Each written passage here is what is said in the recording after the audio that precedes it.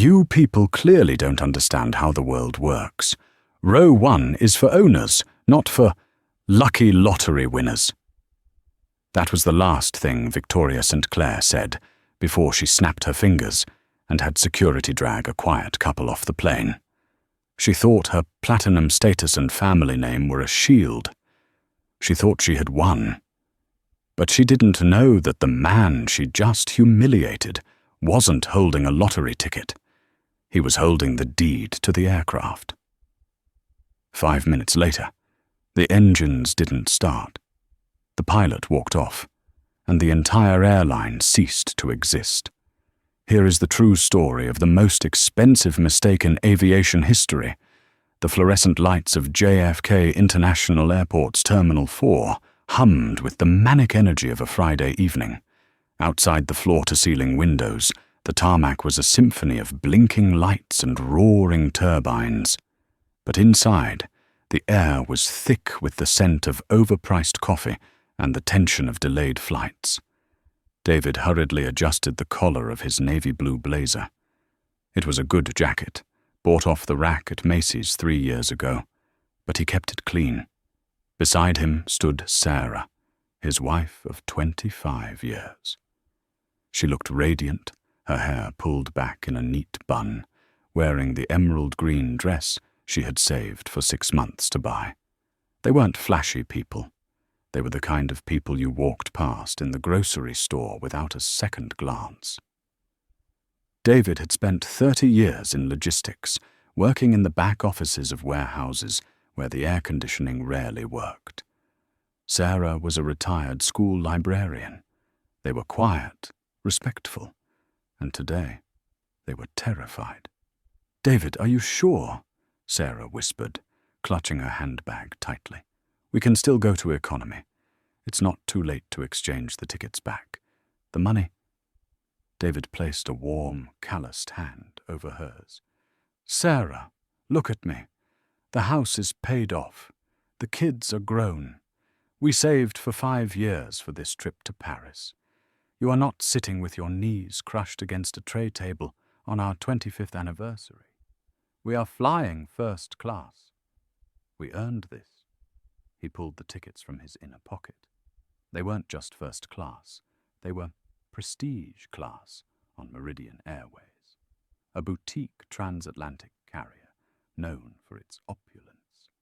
The tickets had cost nearly their entire vacation fund, but David wanted to treat Sarah like the queen she was. They approached the check-in counter, dedicated to prestige passengers. Unlike the chaotic snake of people in the economy line, this area was roped off with velvet barriers and had a red carpet that looked like it had been vacuumed 5 minutes ago. Behind the marble counter stood a man who looked like he had been carved out of ice. His name tag read Gregson, Senior Concierge. He was tall, thin, and was currently typing furiously on his computer, ignoring them completely. David cleared his throat politely. "Good evening." Gregson didn't look up. He held up a finger, finishing his typing, then slowly raised his eyes. His gaze started at David's sensible, rubber-soled shoes, traveled up his off-the-rack blazer, and settled on his face. The look wasn't hostile. It was something worse. It was bored. It was dismissive. "Deliveries are at the rear entrance, near Gate B," Gregson said, his voice a monotonous drone. "This is the Prestige check-in." David felt a familiar heat rise in his chest, but he pushed it down. He was used to this. "We aren't delivering anything, sir. We're checking in. Flight MA 404 to Paris." David slid the 2 tickets across the marble. Gregson paused. He looked at the tickets, then back at David, one eyebrow arching skeptically. He picked them up with the tips of his fingers, as if they were soiled. He typed the confirmation code into his terminal, likely expecting an error message. When the screen confirmed the booking, Gregson's frown deepened. "I see. Seats 1A and 1B, full fare." He said full fare as if it were an accusation, implying they must have stolen the credit card used to book them. "Is there a problem?" Sarah asked softly. "No. Gregson sighed, the sound sharp in the quiet space. Passports. David handed them over. Gregson began the process, his movements slow and deliberate, making them wait while he double-checked their visas, which were perfectly valid. Just as Gregson was about to print the boarding passes, the sound of clicking heels shattered the atmosphere. It wasn't just walking, it was a march. "Gregson, darling!" A woman swept past the velvet ropes, ignoring the designated entrance. She was a whirlwind of designer labels. She wore a cream-colored cashmere coat that probably cost more than David's car, oversized sunglasses, despite being indoors, and was trailed by two porters struggling with 4 massive Louis Vuitton trunks. This was Victoria St. Clair. If you read the tabloids, you knew her. She was the daughter of a real estate tycoon, a socialite, whose only job seemed to be attending parties and getting banned from nightclubs. She was loud, she was late, and she was clearly in a foul mood. Gregson's demeanor changed instantly. The ice melted, replaced by a fawning, oily smile. He abandoned David's passports on the counter and leaned forward. "Miss St. Clair, what a surprise. We weren't expecting you on the manifest today." Victoria pulled her sunglasses down, revealing eyes that looked bloodshot and irritated. "Daddy's jet is being serviced in Teterboro. Engine failure or some nonsense. I need to get to Paris for Fashion Week immediately. I need my usual seat." Gregson swallowed hard. "Of course, Miss St. Clair. The prestige cabin is, well, it's quite full today. It's a Friday." "I don't care if it's the apocalypse, Gregson," Victoria snapped, tossing her platinum credit card onto the counter. It landed right on top of David's hand. She didn't even notice. "Row 1, window. And I need the seat next to me empty for my garment bag. It's vintage Chanel, I'm not checking it." David looked at the credit card on his hand, then at Victoria. He gently slid her card off his skin and placed it on the counter. "Excuse me, miss," David said, his voice deep and steady. "We are currently checking in." Victoria turned slowly. It was the first time she acknowledged their presence. She looked at David, then at Sarah. Her expression was one of genuine confusion, as if a piece of furniture had suddenly started speaking to her. She turned back to Gregson. "Gregson, why are the janitorial staff loitering at the first-class desk? It's incredibly unhygienic." Sarah gasped, taking a step back. David's jaw tightened. "We are passengers," David said, his voice hardening. "We have tickets. Specifically, we have seats 1A and 1B, the seats you just asked for." Victoria laughed. It was a cold, dry sound. "Oh, that's adorable. Gregson, explain to them how this works." Gregson looked between the billionaire heiress and the quiet couple. It wasn't a difficult calculation for him. Meridian Airways ran on VIPs. Victoria St. Clair's family had accounts with the airline worth millions. David and Sarah were nobodies who had likely scraped together miles or cash for a one-time trip. Gregson turned to David, his face returning to that mask of icy indifference.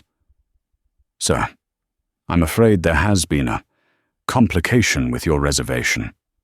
"There wasn't a complication 10 seconds ago," David said. "You were printing the boarding passes." "Yes, well, the system has just refreshed," Gregson lied smoothly. "It seems we have an overbooking situation in the prestige cabin. As per our policy regarding priority clients, we will need to reaccommodate you." "Reaccommodate?" David asked. "We can move you to business class," Gregson said, though his tone suggested he was doing them a massive favor. "Row 14 is available. It's quite comfortable." "I paid for first class," David said, not shouting, but his voice carried a weight that made the porters behind Victoria pause.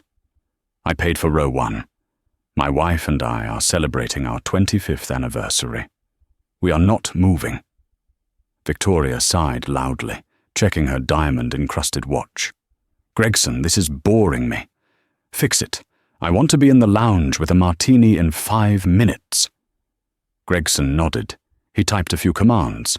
The printer whirred. He ripped off 2 boarding passes and slid them toward David. "Row 14, Gregson stated. "Take it, or I can refund your tickets and you can fly Spirit. It's your choice." David looked at the boarding passes. Then he looked at Victoria, who was already busy typing on her phone, dismissing them entirely. "You are making a mistake," David said. He wasn't pleading. He was stating a fact, a very expensive mistake. Victoria rolled her eyes. "Security," she yelled, waving her hand vaguely. "This man is threatening me." 2 airport security officers, who had been hovering nearby, stepped forward. "Is there a problem here, Mr. Gregson?" one officer asked.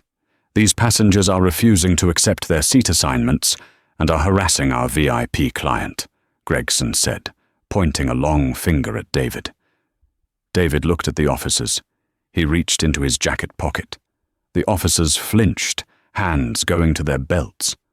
David moved slowly, pulling out a sleek, black leather phone case. Not a standard smartphone, but something thicker, industrial. "I'm not harassing anyone," David said calmly.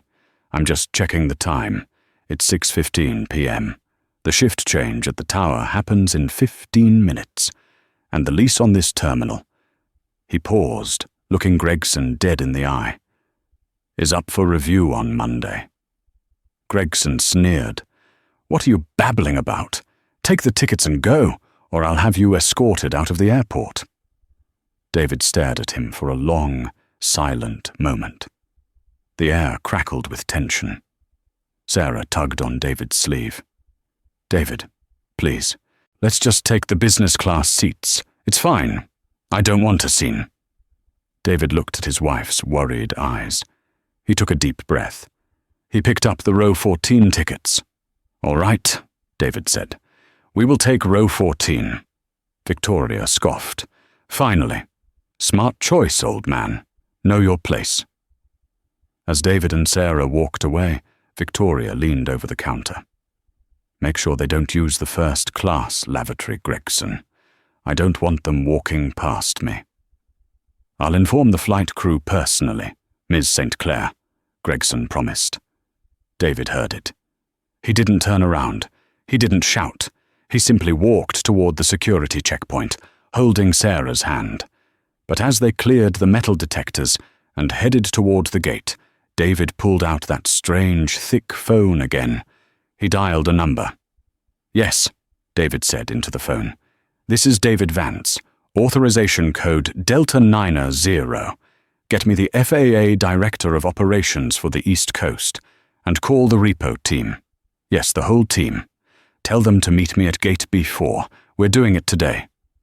He hung up and looked at the plane, waiting at the gate.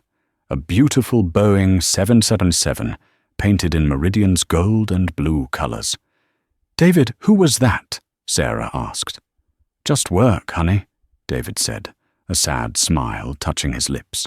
"I told you I had one last job to finish before I fully retired. I just didn't think I'd have to do it on our flight." "What do you mean?" "You'll see," David said. "Let's go sit in row 14.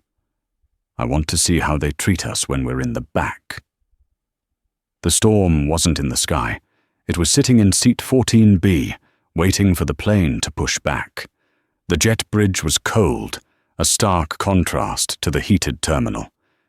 David held Sarah's hand firmly as they approached the aircraft door. The flight purser, a woman named Janice, with a smile that didn't reach her eyes, checked their boarding passes. "Row 14, Janice said, her voice dropping an octave as she saw the seat numbers. She pointed down the second aisle. "That way. Past the galley." They stepped onto the plane. To get to the second aisle, they had to walk through the prestige cabin. It was a humiliating parade. The cabin was bathed in soft, ambient mood lighting. The seats were massive leather pods that converted into fully flat beds. and there, in Set 1A, sat Victoria St. Clair. She had already made herself at home. Her shoes were off, her feet resting on the ottoman. A glass of vintage Dom Perignon was already in her hand, likely poured before general boarding had even started, a clear violation of protocol. As David and Sarah passed, Victoria looked up from her phone. She didn't speak to them directly. Instead, she turned to the flight attendant hovering over her. "Janice, darling, can we get the curtains closed early?" Victoria asked, her voice carrying clearly through the cabin. "I feel a draft coming from the economy section. It smells like desperation." She giggled, a sharp, cruel sound. Several other passengers in first class chuckled nervously, eager to be on the good side of a celebrity. David felt Sarah's hand tremble. He squeezed it reassuringly, whispering, "Heads high, Sarah. Just a little longer." They reached row 14.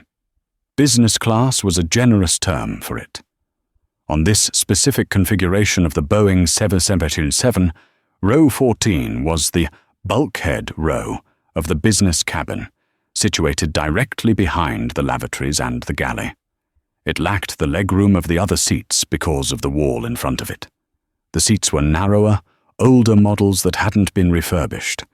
As they sat down, the difference in treatment was immediate. While flight attendants rushed to hang up the coats of the passengers in rows 10 through 13, David and Sarah sat holding their jackets. Finally, a younger flight attendant named Tiffany stopped by. She looked harried and annoyed. "You'll have to put those in the overhead bins yourselves," Tiffany said, snapping her gum. "The closet is full. Miss St. Clair needed the extra space for her luggage. But the closet is for all business class passengers," Sarah said politely. "We paid for—" "Look, lady," Tiffany interrupted, checking her watch. "We're pushing back in 10 minutes. Just put the bags up. And Gregson told us about the situation at the counter. Let's not make more trouble, okay?" She walked away before Sarah could respond. David stood up silently and placed their coats in the bin. He sat back down and checked his phone again. The screen displayed a GPS tracker. A small blue dot was moving rapidly across the tarmac map toward their gate. "David," Sarah whispered, tears welling in her eyes. "Let's just get off. I can't stand this. Everyone is looking at us like we're criminals. That woman, she's horrible." "She is," David agreed, his voice calm but cold as ice. "She thinks the world belongs to her because her father built a few skyscrapers. She thinks rules are for other people." He turned to his wife, his expression softening. "Do you remember the car I drove when we first met? That beat-up Ford?" Sarah blinked, surprised by the question. "Yes, the one with the broken heater. I drove that car for 10 years so I could put every penny back into my investments," David said. "I scrubbed floors. I worked double shifts. I built my company from a single leased Cessna into an empire. I didn't do that so my wife could be treated like garbage on our anniversary." "David, what are you talking about? What company?" Sarah asked. She knew David worked in logistics, but he rarely talked about the specifics of his work. She assumed he managed shipping schedules. Before he could answer, the intercom crackled. "Ladies and gentlemen, this is Captain Miller speaking. Welcome aboard Meridian Airways Flight 404 to Paris. Flight time is 7 hours and 20 minutes. We are just waiting for final clearance from the tower, and we'll be on our way. Flight attendants, prepare for cross-check." The heavy aircraft doors were swung shut with a thud, the cabin pressurized, ears popping slightly. In row 1, Victoria St. Clair clinked her glass against the window, taking a selfie. "Paris, here I come." "Blessed first class," she typed. In row 14, David Mercer checked his watch. 6:29 p.m. "Right on time," he muttered. He didn't put his phone in airplane mode. Instead, he sent one final text message. execute. The plane jolted as the tug vehicle began to push it back from the gate. The safety video began to play on the screens. The engines began to whine, a low, powerful hum building in pitch as the fuel mixed with air. Then, silence. The hum died. The lights in the cabin flickered and went out, replaced instantly by the harsh, dim emergency lighting running along the floor. The air conditioning vents stopped blowing. A collective gasp went through the plane. "What's happening?" someone asked. "My movie stopped," Victoria's voice shrieked from the front. "Janice, my screen is black." The plane stopped moving. It was stranded in the middle of the tarmac, halfway between the gate and the taxiway. Captain Miller's voice came over the intercom, sounding confused and strained. Ladies and gentlemen, apologies for the power interruption. We seem to have lost connection with the ground power unit, and the APU isn't engaging. We're going to try to reset the systems. Please remain seated." David sat perfectly still in the darkness of row 14. "They can't reset it," he said to Sarah. "Why not?" "Because I just revoked the digital certificates for the flight control software," David said simply. "This plane is a brick." Sarah stared at him.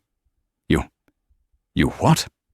Outside the window, red and blue lights began to flash. Not just one or two police cars. It looked like an invasion. 4 black SUVs with federal plates screeched to a halt around the landing gear. 2 airport operations trucks blocked the front wheel. A mobile staircase, the kind used for emergency boarding, was being driven rapidly toward the main cabin door. The passengers were craning their necks to see out the windows. "Is it a bomb threat?" a man in row 15 whispered loudly. Panic began to ripple through the cabin. "Janice!" Victoria screamed. "Why are there police outside? If this delays my arrival, I'm suing this entire airline." The cockpit door opened and Captain Miller stepped out. He looked pale. He was talking into a radio handset. "Tower, I don't understand. What do you mean, seized? We have passengers on board. We are active." The main cabin door was thumped from the outside, a heavy, authoritative knock. Janice, looking terrified, looked at the captain. He nodded slowly. She disarmed the door and pushed it open. Cold night air rushed into the cabin. 4 men walked onto the plane. They weren't wearing police uniforms. They wore dark suits with earpieces. The man in the lead was holding a thick binder and a tablet. He had a badge clipped to his belt that read, FAA, Federal Marshal. Behind him walked a man in a windbreaker with the logo Mercer Aviation Capital. The cabin fell deathly silent. Even Victoria shut up, sensing that this wasn't a standard delay. The marshal picked up the cabin interphone, his voice booming through the speakers. "Ladies and gentlemen, this is U.S. Marshal Bradley. Please remain in your seats. This aircraft has been grounded by order of the Federal Aviation Administration and the owner of the aircraft, Mercer Aviation Capital. This flight is cancelled." "Cancelled?" Victoria stood up, stomping her foot. "You can't cancel it. I'm Victoria St. Clair. Do you know who my father is?" Marshal Bradley ignored her completely. He looked down at a sheet of paper. "We are looking for the representative of the owner to facilitate the transfer of assets. Is Mr. David Mercer on board?" Silence stretched out. In row 14, David unbuckled his seatbelt. The click sounded like a gunshot in the quiet cabin. He stood up. He straightened his off-the-rack blazer. He took Sarah's hand.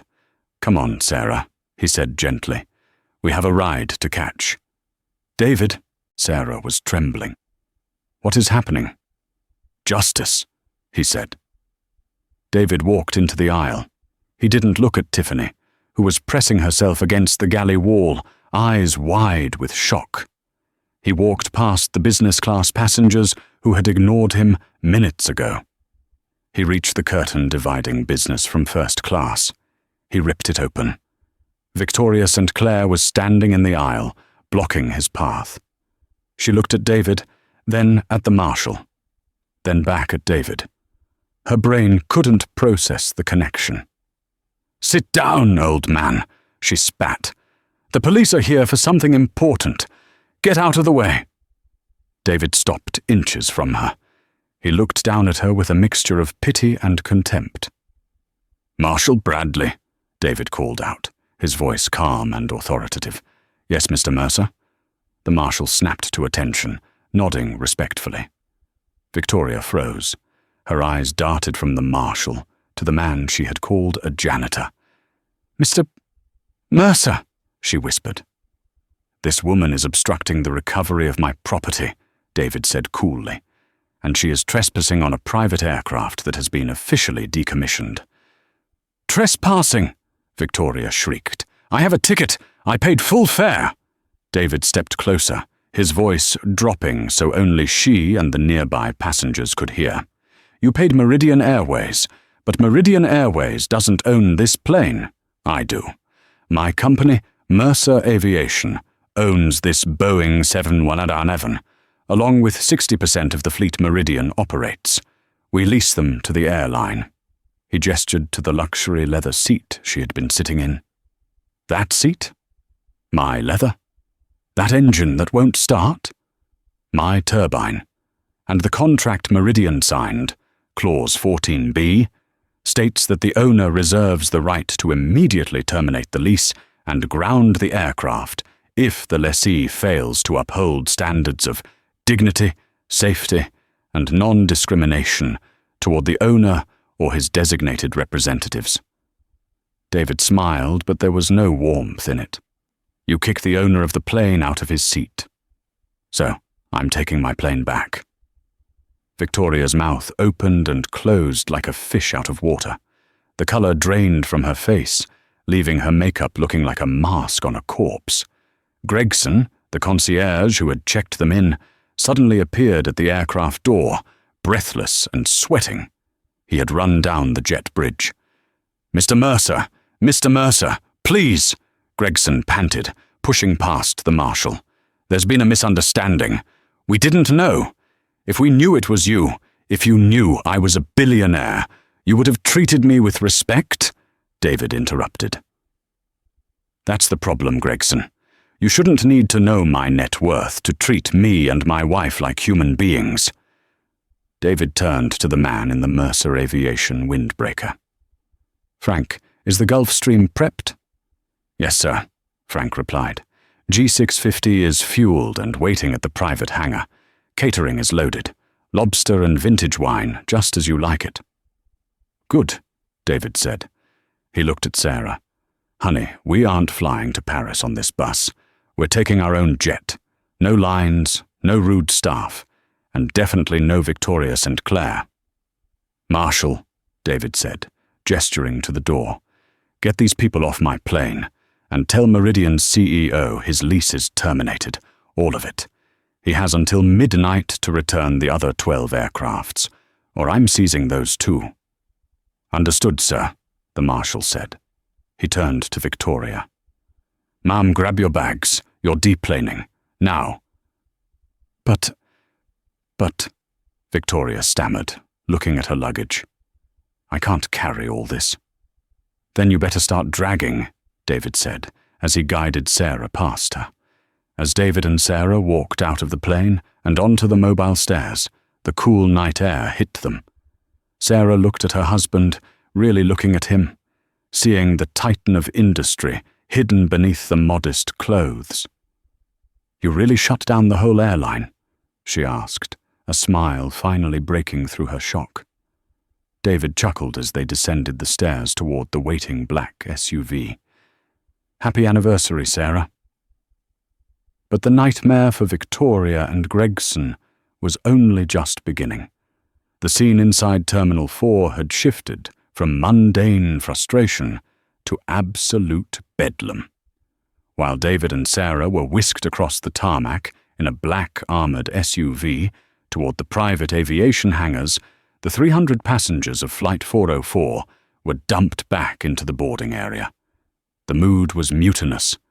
Babies were crying, business travelers were screaming into their phones, and the air was thick with the smell of anxiety. But the chaos wasn't limited to Gate B4. As David had promised, the shutdown wasn't isolated. At the check-in counters, the screens above the desks flickered and went dark. The baggage belts ground to a halt. The self-service kiosks displayed a single, stark error message. System lockout. Asset recovery in progress.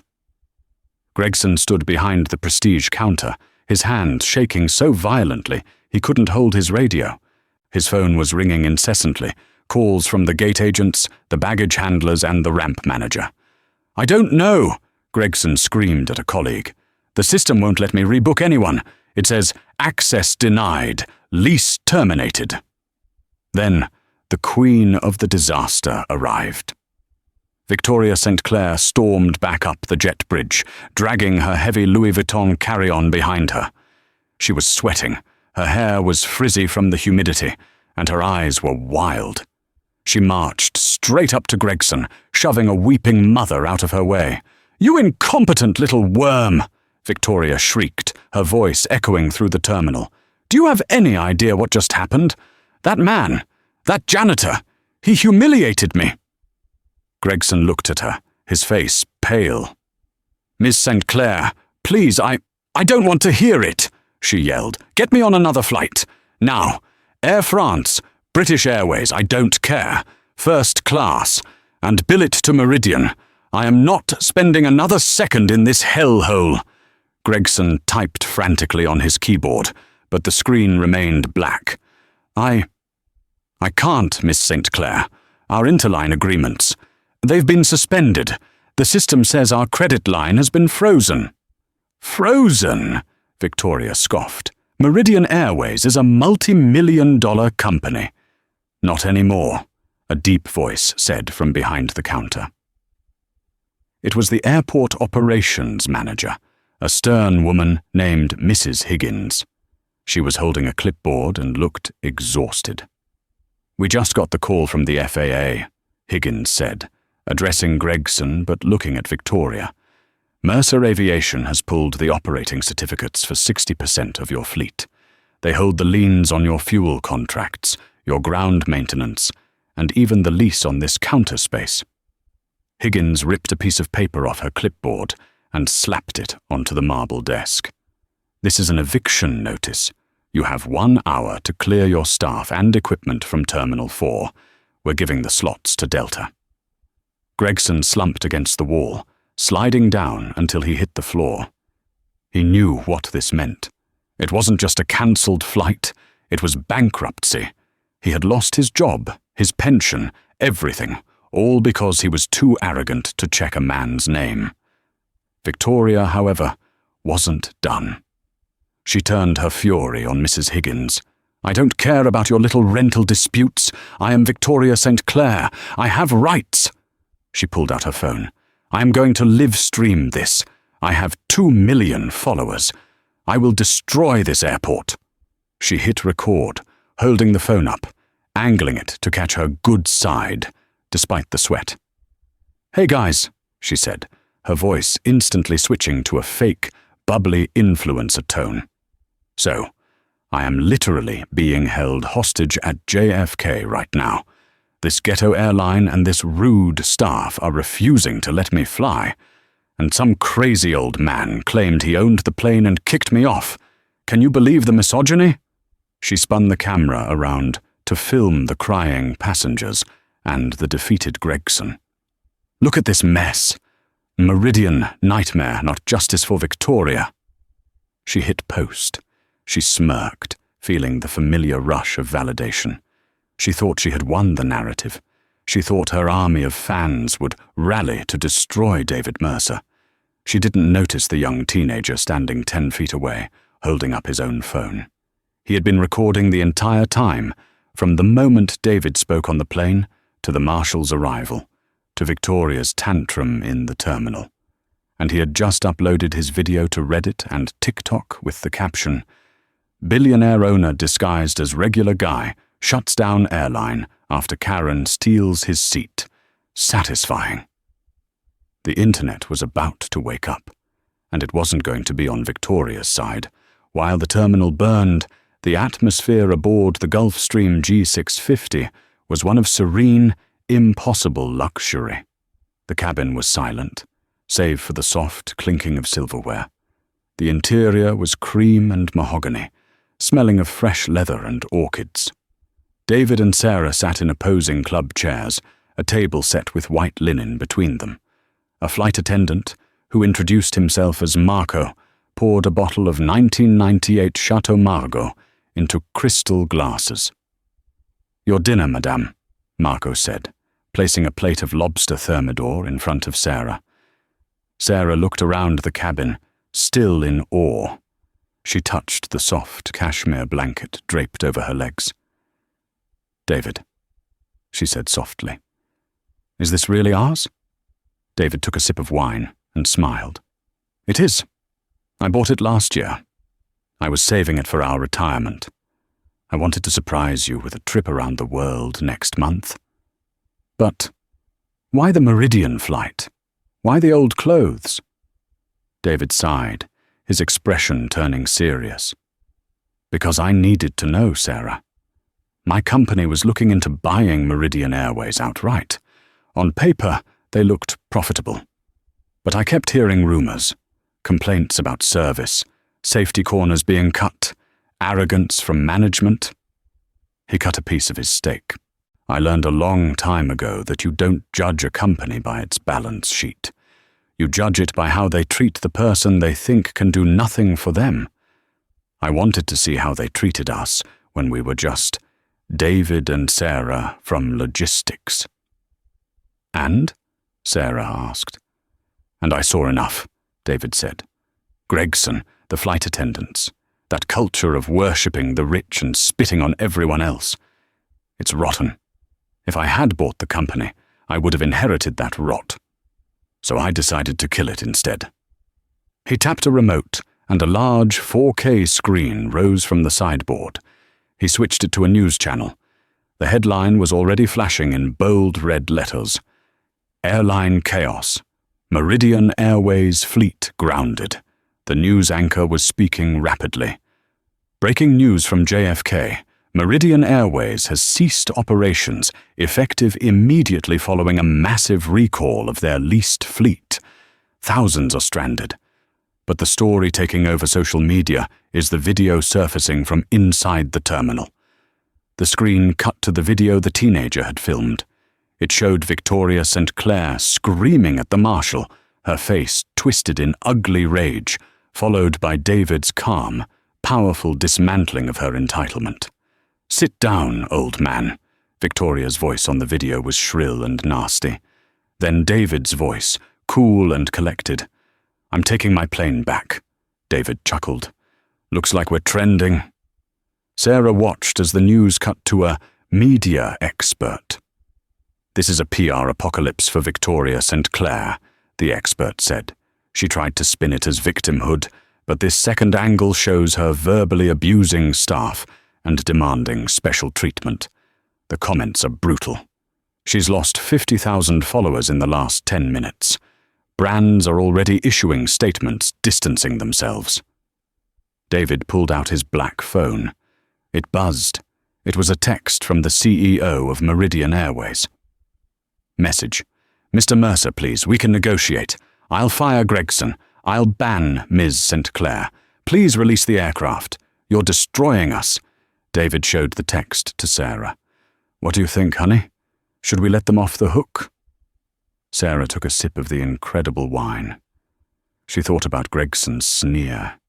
She thought about Victoria throwing her credit card on David's hand. She thought about the young flight attendant who wouldn't help with their bags. "Let them wait until Monday," Sarah said, a mischievous glint in her eye. "It's the weekend. We're on vacation." David laughed, a full belly laugh that he hadn't let out in years. He typed a reply. "Currently in the air. We'll discuss with legal team next week. Enjoy your weekend." He turned off the phone and tossed it onto the sofa. "To us," David said, raising his glass. "To us," Sarah replied. "And to row 1. The jet soared into the night sky, leaving the chaos of the world far below, flying toward Paris at 45,000 feet.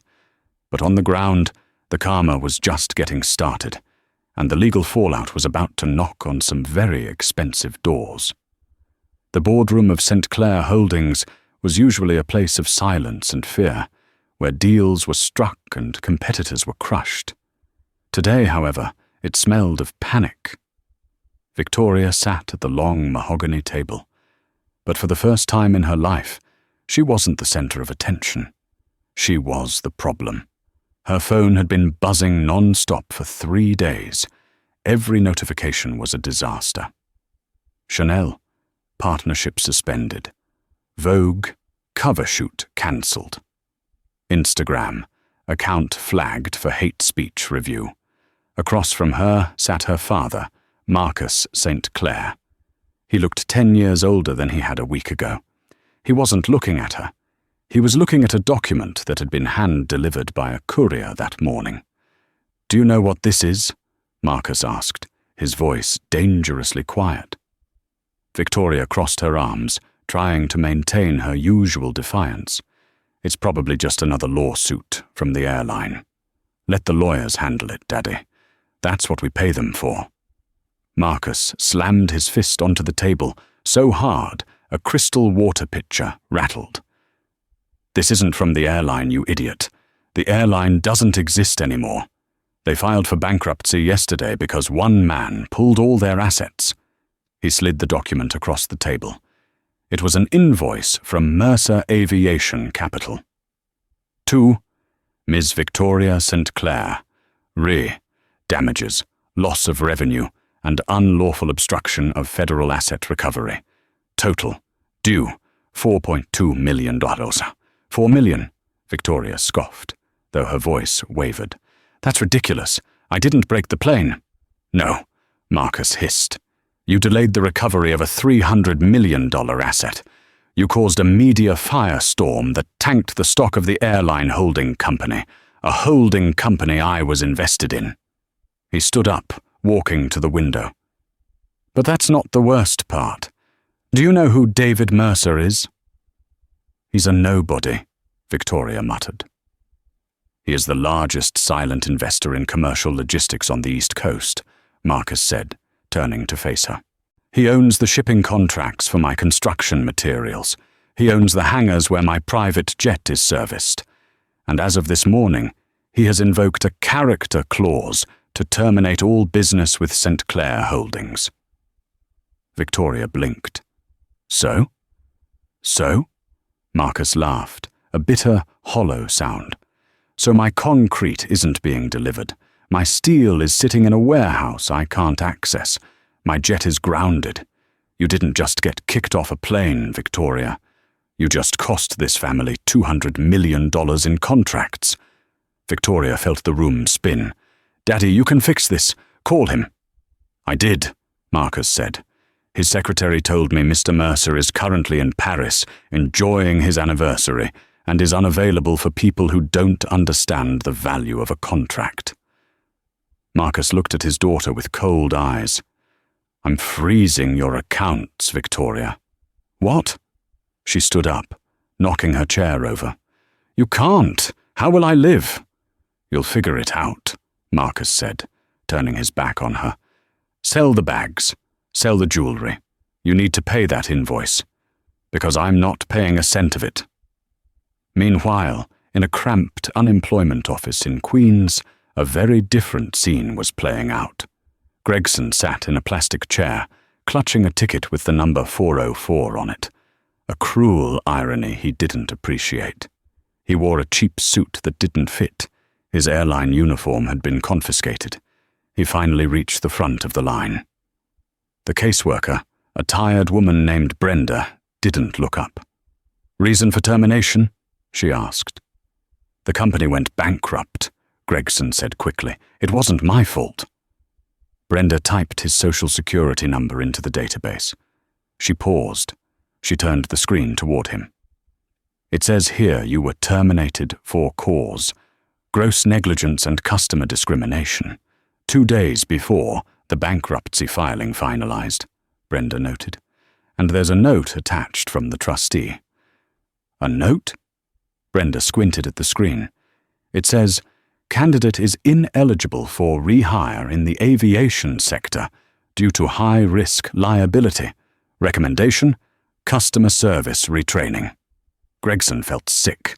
That note was a black mark. It meant no airline would touch him. Not Delta, not United, not even the budget carriers. "So, what can I do?" Gregson asked, his voice trembling. Brenda handed him a flyer. "The sanitation department is hiring dispatchers. Night shift, minimum wage." "But hey," she gave him a dry look. "Try not to judge the garbage trucks. They all look the same in the dark." The automatic doors of Newark Liberty International Airport's Terminal A didn't slide open with a welcoming whoosh. They rattled and stuck halfway, forcing Victoria St. Clair to squeeze through the gap, dragging her own suitcase. It was raining, a cold grey drizzle that soaked through her thin, polyester tracksuit. The tracksuit was a knockoff. The real Victoria St. Clair, the one who used to wear cashmere and silk, was gone. That woman had died in a lawyer's office 6 months ago, when the final settlement with Mercer Aviation Capital was signed. She had lost everything. The penthouse was sold to pay legal fees. Her father, Marcus, had cut her off completely to save his own crumbling reputation, exiling her from the family trust. Today, she wasn't flying to Paris for Fashion Week. She was flying to Fort Lauderdale to live in her aunt's converted garage because she couldn't afford rent in the city anymore. Victoria approached the check-in counter for Budget Air, a carrier notorious for its neon yellow planes and zero refund policy. The line snaked back and forth, filled with crying toddlers, backpackers, and the smell of damp wool. There was no velvet rope. There was no prestige lane. After 45 minutes of shuffling forward, Victoria finally reached the counter.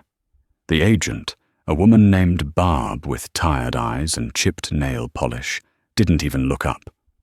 "ID," Barb grunted. Victoria slid her passport across the counter.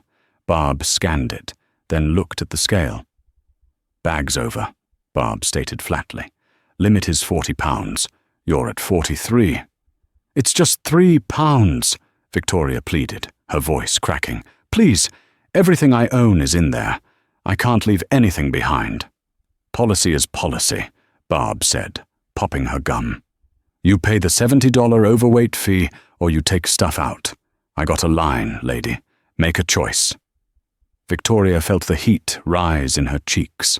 A year ago, she would have thrown a black card on the counter and had this woman fired. Today, she checked her banking app. Balance $42.50. I'll take stuff out," Victoria whispered. She hauled the suitcase off the scale and onto the dirty floor. People in line groaned in annoyance. With trembling hands, she unzipped the bag. She had to decide what to leave behind. Her winter coat? Her photo albums? She pulled out a pair of heavy boots and a hairdryer, shoving them into a nearby trash can while a group of teenagers filmed her, giggling. It was a humiliation so raw it made her stomach turn. She reweighed the bag. Barb tagged it without a word and tossed it onto the belt. Victoria walked away, her head down, trying to make herself invisible. But the airport had one more torture in store for her.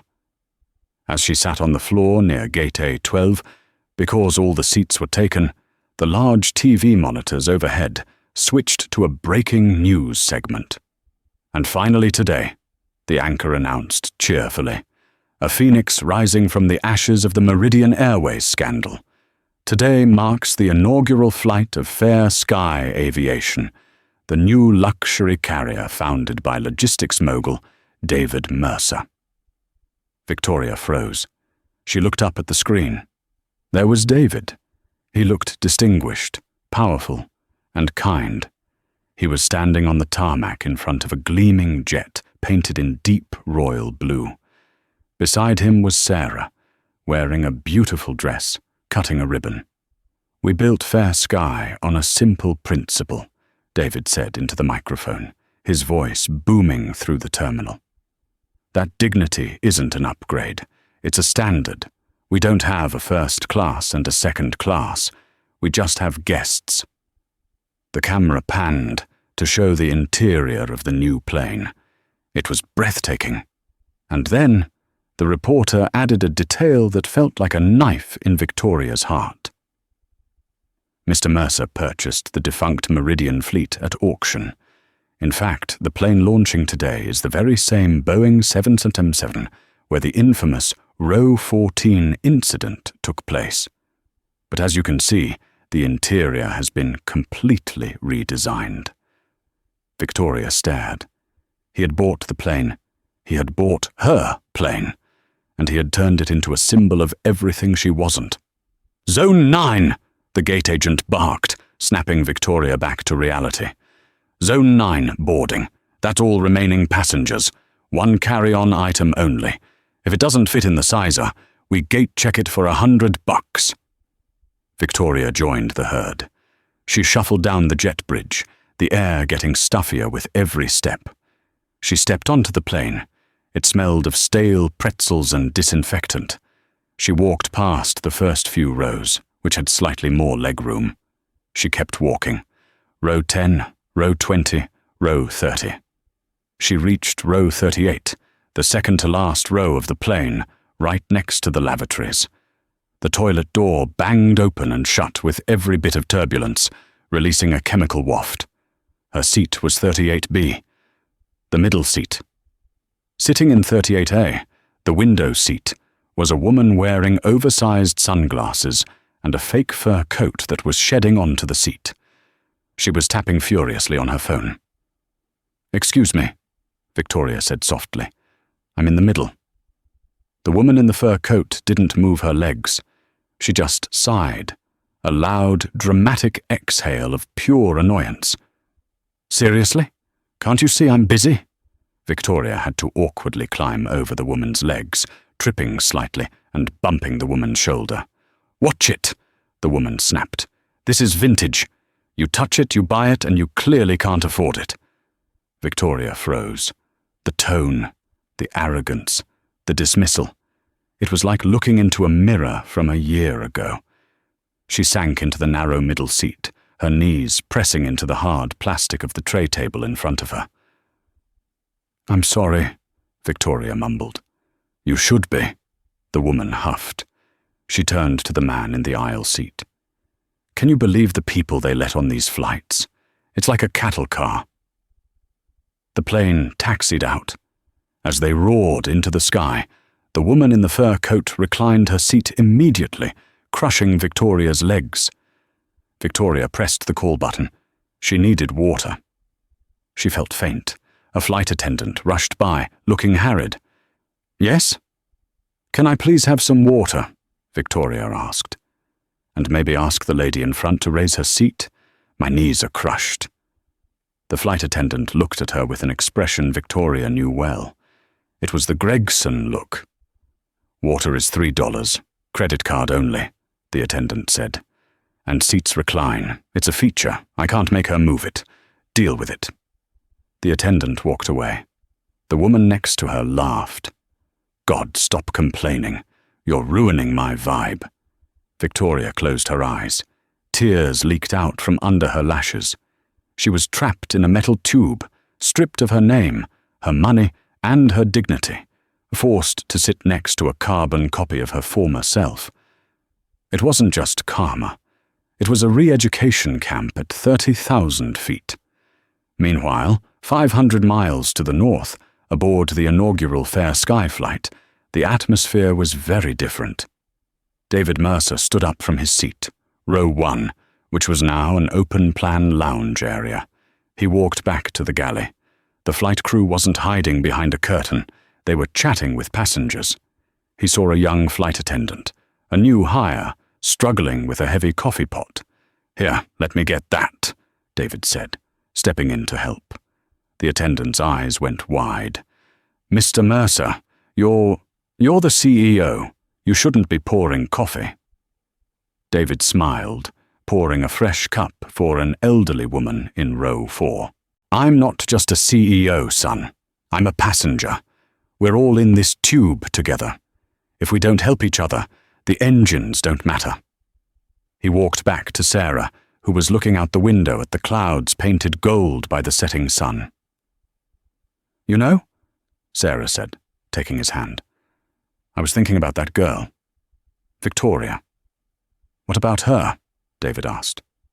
"I hope she's okay," Sarah said, because that was who Sarah was. Even after everything, she couldn't hold on to hate. David looked at the horizon. "I hope she's learning, Sarah. Life has a way of teaching the lessons we refuse to learn in school. Sometimes the classroom is a penthouse, and sometimes it's a middle seat in the back of the bus. Back on Flight 89, the turbulence hit. The plane dropped suddenly. The woman in the fur coat screamed, dropping her phone. "We're going to crash. I know it. This cheap airline." Victoria, who had flown 1,000 miles in her life, instinctively reached out and took the woman's hand. It was a reflex. "It's okay," Victoria said, her voice steady, despite her own misery. "It's just an air pocket. Breathe. Look at me. Just breathe." The woman looked at Victoria, really looked at her, terror stripping away the arrogance.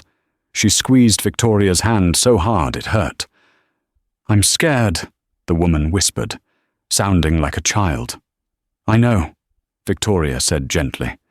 "I used to be scared of not being in control too, but we're just passengers. We have to trust the pilot." For the next 2 hours, Victoria St. Clair sat in the middle seat, holding the hand of a woman who despised her, calming her down. She didn't get an upgrade. She didn't get a glass of champagne. But as the plane touched down in Florida, and the woman mumbled a quiet, "Thank you," Victoria felt something she hadn't felt in years. She felt useful. She felt human. She dragged her bag off the carousel, walked out into the humid Florida night, and waited for the bus. She was broke. She was a nobody. But the storm had passed, and for the first time, she wasn't looking down on the world. She was looking at it eye to eye. Victoria St. Clair lost her fortune, but in the middle seat of a budget flight, she might have finally found her soul. David Mercer proved that the highest status symbol isn't a platinum card. It's how you treat people when you have nothing to gain. This story reminds us that the world is a small place, and the person you step on today might be the one flying the plane tomorrow. If you believe in karma and justice, smash that like button. It helps us share these stories with more people. And make sure to subscribe and hit the bell. We have a shocking story coming up next week about a landlord who evicted a single mum, only to realize she was his new boss. You don't want to miss it. Thanks for watching. Stay humble and fly safe.